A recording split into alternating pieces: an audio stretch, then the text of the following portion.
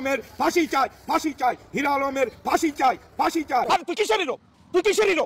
খাতা একটা পুলা মুড়ি বিক্রি করে খাতি ডিজি ব্যবসা করতে। আমার দেশের বিচারক যদি আপনার মতো হতো তাহলে ওই বাইরের দেশ থেকে পেট্রোল কিনে নিয়ে এসে আমাদের দেশ চালানো লাগতো। আপনাকে যে খাওয়ায়, আপনাকে যে পড়ায়, আপনি তারই ফাঁসি চাচ্ছেন। এই জন্যই তো বলে বাঙালি নুন খেয়ে নেমোখারামি করতে পারে, নুন খেয়ে গুণ গাইতে জানে না। আপনি হিরো আলমের বিপক্ষে কথা বলে গত ভিডিওতে 1000 টাকা পেয়েছিলেন, এই ভিডিওতেও হিরো আলমের বিপক্ষে কথা বলে আবারও 1000 টাকা পেয়েছেন। তাহলে যে আপনাকে খাওয়ায়, যে আপনাকে পড়ায়, আপনি তারই ফাঁসি চাচ্ছেন। এই জন্যই তো বলে বাঙালিদের কখনো উন্নত হয় না। আজকে আপনি হিরো আলমের বিপক্ষে কথা বলে হয়তো বা 1000 টাকার কয়েকটা নোট কামাচ্ছেন।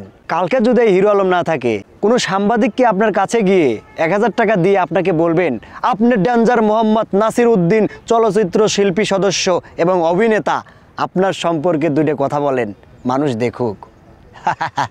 আপনার কথা কি মানুষ দেখবে? দেখুন ভাই, নিজের যদি যোগ্যতা না থাকে কখনো সফল মানুষকে নিয়ে টানাটানি করবেন না। হিরো আলম একজন সফল মানুষ, আপনার কোনো যোগ্যতা নেই সেই সফল মানুষকে নিয়ে টানাটানি করার। গত ভিডিওতেই আপনাকে পই পই করে বুঝিয়ে দিয়েছি, তারপরে আজকেও বোঝাই। হিরো আলম চানাচুর বিক্রি করছে, হিরো আলম মুড়ি বিক্রি করছে, আপনি কি করছেন? আপনি কার কি ছিঁড়ছেন? আজকে আপনি হিরো আলমকে নিয়ে টানাটানি করেন। আপনি বলেন হিরো আলম নাকি কিসের হিরো?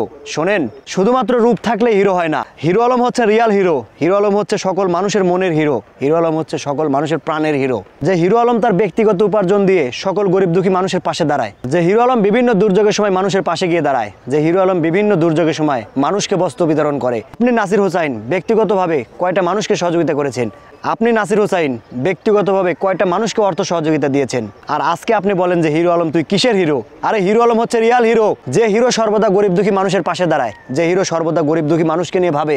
আর আপনি বারবার 500-1000 টাকার বিনিময়ে সেই সম্মানীয় ব্যক্তিকে নিয়ে সোশ্যাল মিডিয়াতে এসে বাজে মন্তব্য করছেন। আপনাকে কিন্তু মানুষ ছাড়বে না। একটা মানুষ যার নিজের চেষ্টায় প্রচেষ্টায় এতদূর পর্যন্ত এসেছে, তাকে কেন আপনার টেনে নিচে নামানোর চেষ্টা করছেন?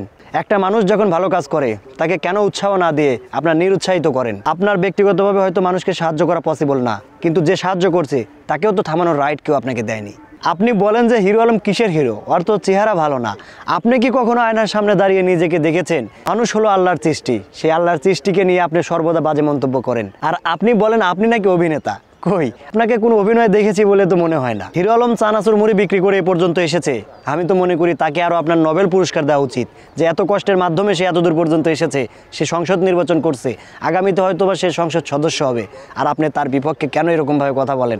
আপনার তো উচিত তাকে বাহবা দেওয়া, আপনার তো উচিত তার পাও ধরে সালাম করা, আপনার তো উচিত তার কাছ থেকে পরামর্শ নিয়ে আপনার জীবন পরিচালনা করা। আশা করি বুঝতে পারছেন। তো আজ এ পর্যন্তই, দেখা হচ্ছে আমার আগামী যে কোনো একটা ভিডিওতে। সে পর্যন্ত সকলে ভালো থাকবেন, সুস্থ থাকবেন। আল্লাহ হাফেজ।